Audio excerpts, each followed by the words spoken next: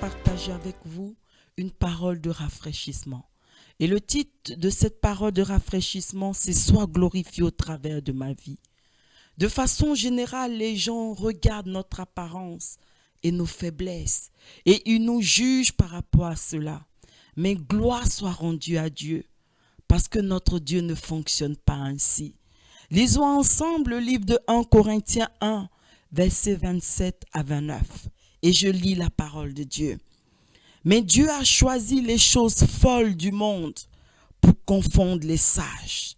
Dieu a choisi les choses faibles du monde pour confondre les fortes. Et Dieu a choisi les choses viles du monde et celles qu'on méprise, celles qui ne sont point, pour réduire à néant celles qui sont, afin que nulle chair ne se glorifie devant Dieu. La Bible nous enseigne au travers de ces versets que nous venons de lire que Dieu ne travaille pas avec des personnes toutes parfaites, mais bien au contraire. Dieu travaille avec des personnes imparfaites, des personnes folles, des personnes faibles, des personnes viles, des personnes qu'on méprise, mais qui prennent la décision de lui apporter leurs imperfections et leurs faiblesses qu'il va utiliser puissamment pour la gloire de son nom. Car Dieu est puissamment glorifié dans nos faiblesses. Je suis imparfaite et faible, mais j'ai accepté d'apporter chaque jour à Dieu mes imperfections et mes faiblesses afin qu'il les utilise puissamment pour la gloire de son nom. Bien-aimés, je ne suis pas en train de vous inciter à être des personnes imparfaites ou alors à faire toutes choses de façon imparfaite, mais je dis simplement que malgré nos imperfections, malgré nos faiblesses, Dieu nous aime. Et ce que Dieu attend de nous, c'est que nous puissions lui apporter toutes ses faiblesses et toutes ses imperfections pour qu'il les utilise puissamment pour la gloire de son nom. Parce que c'est nous que Dieu a choisis. Comme il a fait pour Moïse, comme il a fait pour David, pour Salomon, pour Paul et bien d'autres encore, afin que sa gloire éclate dans le monde. Je me suis souvent dit, lorsque le Seigneur m'appelait au ministère à exercer pour la gloire de son nom, je me suis dit, non pas moi, Seigneur. Seigneur, regarde toutes mes imperfections. Regarde mes faiblesses, Seigneur. Je suis une personne égoïste, méchante, Seigneur.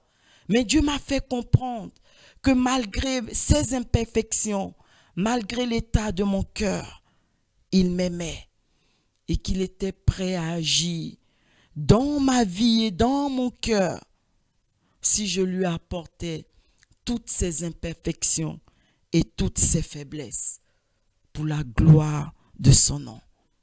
Aucun changement, mes bien-aimés, aucune transformation, aucun travail n'est énorme pour le Saint-Esprit si nous nous disposons et si nous lui ouvrons nos cœurs.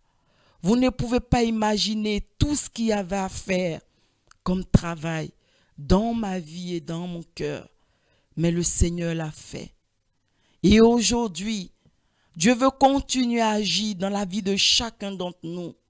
Dieu veut écrire avec chacun d'entre nous, malgré nos imperfections, malgré nos faiblesses. Dieu veut écrire une histoire de gloire avec nous. Si nous prenons la décision de lui apporter toutes nos imperfections et toutes nos faiblesses.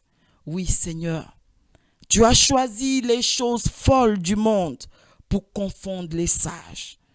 Tu as choisi les choses faibles du monde pour confondre les fortes. Et tu as choisi les choses viles du monde et celles qu'on méprise, celles qui ne sont point, pour réduire à néant celles qui sont.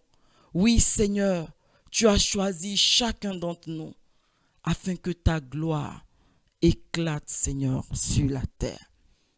Prie avec moi, s'il te plaît, bien-aimé. Seigneur, en ce jour, je t'apporte toutes mes imperfections et mes faiblesses. Tu les connais toutes. Utilise-les puissamment pour la gloire de ton nom. et écris avec moi, comme tu l'as fait avec Moïse, avec David, avec tous nos devanciers dans la foi, une histoire de gloire. Merci Seigneur. Amen.